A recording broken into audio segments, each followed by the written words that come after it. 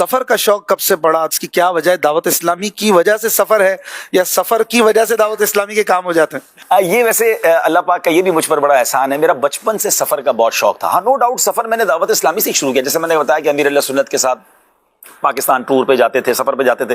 پھر اس کے بعد اپنی ہیبٹ میں بھی سفر بہت شوق تھا، گھومنے پھرنے بہت جاتا تھا، ناردرن ایریاز میں جاتے تھے. پھر تھوڑا اور بڑے ہوئے تو انٹرنیشنل ٹریول شروع کیا. دعوت اسلامی کی اوورسیز مجلس کی ذمہ داری ملنے سے پہلے ہی میں نے تقریباً دنیا دیکھ لی تھی، اتنا ٹریول کر چکا تھا. اچھا وہ کہتے ہیں نا کہ شوق بھی ہو اور کام بھی وہ مل جائے، پھر مجھے دعوت اسلامی میں بھی اوورسیز کی ذمہ داری مل گئی. تو اب ٹریول الحمدللہ اس کام کے لیے ہوتا ہے. ممالک کی بات کریں تو ایک بار کوشش کی تھی کاؤنٹ کرنے کی، تو 70 کے آس پاس ممالک ہو گئے ہیں. اور اس میں ظاہر ہے کہ یہ تو ممالک ہے نا، پھر اس میں کئی ملکوں میں 20 بار جانا ہوا ہے، کہیں 30 بار جانا ہوا ہے، کہیں 15 بار جانا ہوا، کئی بار تو یوں ملائیں تو آل ٹوگیدر شاید انٹرنیشنل 300-350 ٹریول ہو جاتے ہیں. لیکن ممالک اتنے بنتے ہیں تقریباً. ابھی ٹارگیٹس ہیں کچھ وہاں جہاں نہیں گئے ابھی؟ نہیں، اصل میں ہم ٹارگیٹڈ نہیں جاتے کہ یار یہ کچھ لوگ ہوتے ہیں جو اپنے ممالک پورے کرنے کے لیے جاتے ہیں. پھر تو میرے سارے ہو جاتے ہیں نا. اگر میں نے 300 انٹرنیشنل ٹریول کیے ہیں تو دنیا میں 180-90 ممالک تو کور ہو چکے ہوتے ہیں. ہمارا مقصد اپنے فل ان دا بلینکس پورے نہیں کر رہے ہیں. جہاں دعوت اسلامی بھیجنا چاہتی ہے یا جہاں ہمارا کوئی کام ہے، جہاں کوئی ضرورت ہے، تو پھر وہاں ہم جاتے ہیں. تو آبویسلی کچھ نہ کچھ ممالک ہر سال 1-2 بڑھ جاتے ہیں. اب 1-2 ہی بڑھ پاتے ہیں کیونکہ 70 ملکوں میں، مثال کے طور پہ میں ایئرلی 20-25 ملکوں میں ٹریول کرتا ہوں. تو ان 20-25 ملکوں میں جو میں سال میں جاتا ہوں تو اس میں شاید 2 یا 3 نئے ہوتے ہیں، باقی تو بار بار ریپیٹ ہو رہا ہوتا ہے کیونکہ وہ مشورے ہوتے ہیں، کوئی بیانات ہوتے ہیں، کوئی اجتماعات ہوتے ہیں، کوئی ایونٹ ہوتا ہے تو اس کو کور کرنا ہوتا ہے. ماشاءاللہ جو اس طرح ٹریول کرتے ہیں ان کو تو رف اینڈ ٹف رہنا پڑتا ہے نا. ایسا ہی ظاہر ہے کبھی گرمی ہے، کبھی سردی ہے، کبھی گدا ہے، کبھی زمین ہے.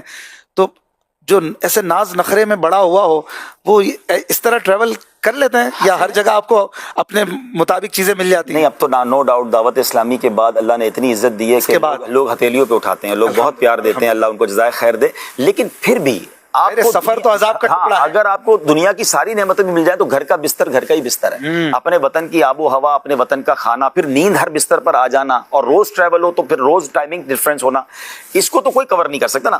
تو اس میں بھی ہوتا ہے کہ اشفاق بھائی یہ نا ٹائم لگتا ہے، آپ کی باڈی ایڈجسٹ ہو جاتی ہے. مجھے کئی لوگ کہتے ہیں یار آپ سفر، میں الحمدللہ کئی بار ایسا ہوا کہ میں 8 گھنٹے کی فلائٹ لینڈ کی اور اسی رات میں نے اجتماع کر لیا، اور کہتے ہیں ہم تو 2 دن تک بستر سے نہیں اٹھتے. تو وہ 5 سال میں ایک ٹریول کرتے ہیں. میں کہتا ہوں اس میں میرا کوئی کمال نہیں ہے. کیا پائلٹ کے یہ حال ہوتا ہے؟ وہ تو جہاز سے واپس آ رہا ہوتا ہے، ٹھیک ہے نا. اتنے سارے ٹریول روز کر رہے ہوتے ہیں. ٹرک ڈرائیور کو دیکھیے، اس کی زندگی بس ڈرائیور کی اس میں گزر رہی ہوتی ہے. تو جو اتنا سفر کرتے ہیں نا، پھر ان کی باڈی بھی ڈھل جاتی ہے. میں آپ کو صرف پچھلے مہینے کی مثال دے دیتا ہوں. لاسٹ منتھ جو تھا جنوری کا، وہ میرا زندگی کا ایک یونیک ٹریول تھا کہ میں 15 جنوری کو نکلا تھا. جرمنی گیا، پھر ناروے گیا، اور اس کے بعد ہم جارڈن گئے. جارڈن میں فلسطین کے کاموں کے لیے. رائٹ فرام جارڈن ایک دن قطر میں رہ کر میں ساؤتھ افریقہ گیا.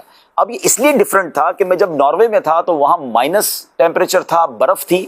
اور انہی دنوں میں دنیا میں ایک علاقہ، اللہ کی رحمت ہے، یہ بھی اللہ کی شان ہے، ناردرن ہیمسفیئر اور ساؤدرن ہیمسفیئر. یہ سائنس کے اسٹوڈنٹ جانتے ہیں کہ دنیا میں 2 ایک طرح سے حصے ہیں. تو ناردرن ہیمسفیئر میں جب سردی ہوتی ہے تو ساؤدرن ہیمسفیئر میں گرمی ہوتی ہے. یعنی میں مائنس ٹیمپریچر سے ساؤتھ افریقہ پہنچا ہوں تو وہاں +30 ڈگری ٹیمپریچر تھا. ایک دن +35 ڈگری ٹیمپریچر تھا. وہ آپ کی باڈی کو بڑا امپیکٹ کرتا ہے کہ آپ اتنے ٹھنڈے علاقے سے رائٹ اب گرم کپڑے سارے رکھے اور سارا جناب اگلے دن سے وہ گرمی والے علاقے میں پہنچ گئے. تو یہ بھی اللہ کی رحمت سے آپ ایڈجسٹ ہو کیونکہ ہمارے پھر اجتماعات تھے، نگرانی شورا بھی وہاں تھے، 10-12 دن ہم وہاں رہے. تو یہ ہوتا رہتا ہے. اب آپ اتنا ٹریول کر رہے ہوتے ہیں تو پھر یہ آپ کو ایڈجسٹ ہونے میں آسانی ہو جاتی ہے. آپ کی باڈی ایڈجسٹ اللہ کی رحمت سے کر جاتی ہے. ویسے آ جاتی ہے نیند کسی بھی بستر پہ کہیں بھی جائیں؟ اصل میں جب آپ تھک کر سوتے ہیں نا تو پھر آ ہی جاتی ہے. آپ کام کریں اور کام کرنے کے بعد جب آپ کا ٹائم آئے تب سوئیں. پہلے سے ہی بستر پر لیٹ گئے کہ تھکن آئی نہیں ہے. صحیح. تو اگر 6-7 گھنٹے نیند کر رہے ہیں اور 16 گھنٹے کام کریں گے تو نیند کہیں بھی آ جائے گی. مجھے بھی 4-5 ممالک آپ کے ساتھ سفر کی سعادت ملی ہے. مجھے یاد ہے ایک چھوٹی سی بات. کینیا میں آپ کے ساتھ تھے تو ہم کسی کے ہاں رکے ہوئے تھے. شب جمعہ اجتماع سے فارغ ہو کر رات آپ کے کمرے کا پنکھا خراب ہو گیا تھا غالباً. اچھا. مجھے یاد آ رہا ہے. اور میں تھا، ایک اور اسنائی بھائی بھی تھے. ہمارا پنکھا صحیح چل رہا تھا. اب پتہ چلا کہ ہم تو ابھی چہل قدمی کر رہے تھے، آپ بہت زیادہ تھکے ہوئے تھے، آپ لیٹ گئے تھے. اب نے نوٹ کیا آپ کا پنکھا صحیح نہیں چل رہا. اب میں نے بھی دیکھا یہ پرابلم کر رہا ہے. آپ نے کچھ نہیں کہا. گرمی بھی شدید، اچھا، بالکل ہوا چل ہی نہیں رہی تھی. تو پھر شاید 1-8 گھنٹے بعد جو ہے آپ باہر بھی آئے، پسینہ میں نے بھی دیکھ لیا. میں کچھ موبائل وغیرہ میں سو نہیں رہا تھا. تو پھر میں نے عرض کیا آپ ہمارے کمرے میں آ جائیں، وہاں کچھ پنکھا صحیح ہے، ہم کامن میں سیٹنگ کر لیں گے.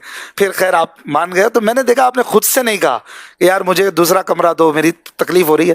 وہ پنکھے، ورنہ گرمی ایسی تھی کہ عام بندہ نہیں سو سکے. آپ کافی دیر تک وہاں ایڈجسٹ کرنے کی کوشش آپ نے کی. اس طرح اور بھی جگہوں پر ہوتا ہوگا.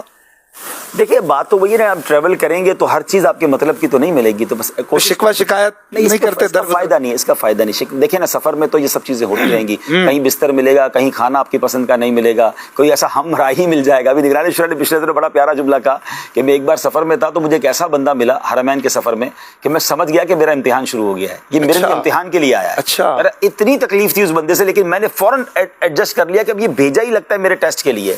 اللہ کرے یہ ذہن بن جائے کہ سفر میں آپ کا کوئی نہ کوئی ہمراہی بعض اوقات ایسا ہو سکتا ہے, تو یہ ذہن بن جاتا تو پھر نکل. ماشاءاللہ ہر بات میں ناظرین دیکھیں کچھ نہ کچھ سیکھنے کو بھی مل رہا ہے, اور ہمارے لیے یقیناً جو بھی بڑے ہوتے ہیں ان کی لائف میں ہمارے لیے سبق ہوتے ہیں. پھر دینی مذہبی ہمارے پیشوا ہوں تو ہمیں مذہب اور دین کی بھی باتیں, دنیا کے سلیقے سیکھنے کو ملتے ہیں.